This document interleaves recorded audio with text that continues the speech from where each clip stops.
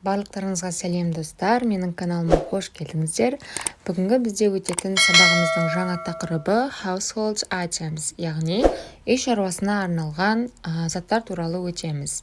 Сонымен бізде біріншісі switch, яғни бұл жерде барлық енді үй шаруасына арналған заттар болғандықтан зат есім ретінде қарастырылады. Мысалы switch осындай жарықты қосуға арналған қосқыш болса, біз switch деп мысалы етістік ретінде оны қосу деп жаңағыдай қолдана аламыз. Ал switch деп бұл жерде етістік емес, кәдімгі зат есім ретінде қолданатын болсақ, онда осындай суретте көрсетіліп тұрғандай қосқыш деп аталады. Келесі бізде socket, яғни розетка. Келесі бізде remote, яғни бұл бізде пульт деп аударылады. Plug, яғни жаңаны алдында көрсеткен презентацияда сокетке тығатын, ол бізде plug деп аталады. Келесі бізде towel, сүлгі, iron, үтік, не болмаса бұны темір деп те аударсақ болады. Келесі broom, сыпырғы, dustpan, қоқыс жинағыш. Dust деген негізі бізде шаң деп те аударылады, ал dustpan болса сол шаңды, яғни қоқысты жинағыш. Келесі бізде trash can, яғни қоқыс тастайтын жәшік, toilet paper, дәретхана қағазы. Келесі бізде plunger, яғни осындай дәретханаға арналған арнайы зат. Light bulb, яғни үйдегі арнайы свет, жарық. Келесі бізде lock, құлып.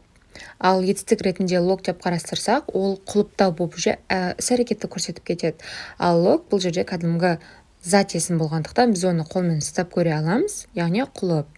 Келесі бізде key, кілт. Feather duster. Feather деген бізде қауырсын деп аударылады. Ал dust деген бағана айтып өткендей шаң. Яғни бұл жерде шаңды тазалайтын арнайы осылай қауырсынға ұқсас болғандықтан солай атаған. Келесі бізде bookcase, яғни кітаптарды қоюға арналған сөре. Table, үстел. Nightstand, тумбочка.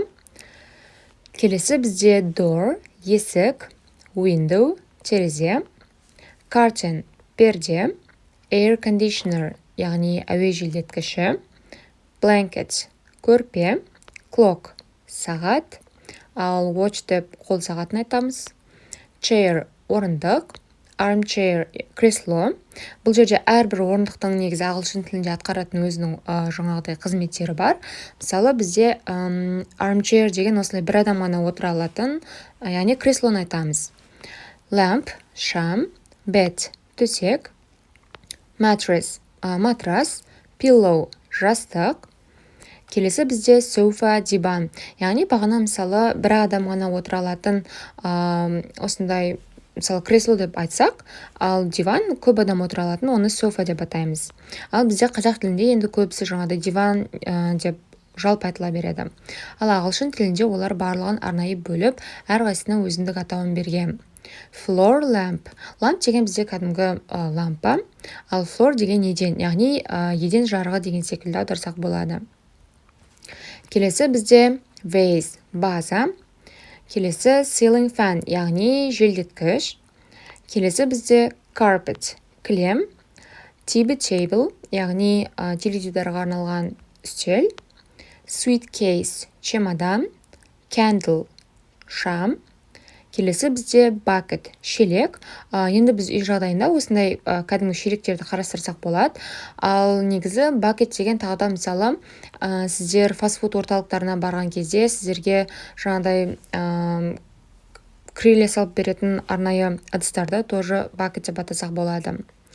Келесі бізде mop, швабра. Sponge, яғни бұл енді қайталауы оңай деп ойлаймын, өйткені кәдімгі сол күйінде де аударылады. Губка. Laundry basket, яғни бұл бізде laundry деген кір жуу себеті. Келесі бізде soap, яғни сабын. Rubber gloves, яғни rubber бізде резеңке деп аударылады, ал glove қолғап, сонда резеңке қолғабы. Келесі бізде stove, пеш. Ол stove деген бізде осындай арнайы астында мысалы көптеген өзіміздің тәтті пісіре алатын пеші болады ғой, сондайды stove деп атамыз. Ал егер кәдімгі басқа пеш болса, оны oven деп қарастырамыз. Fridge, холодильник. Келесі blender.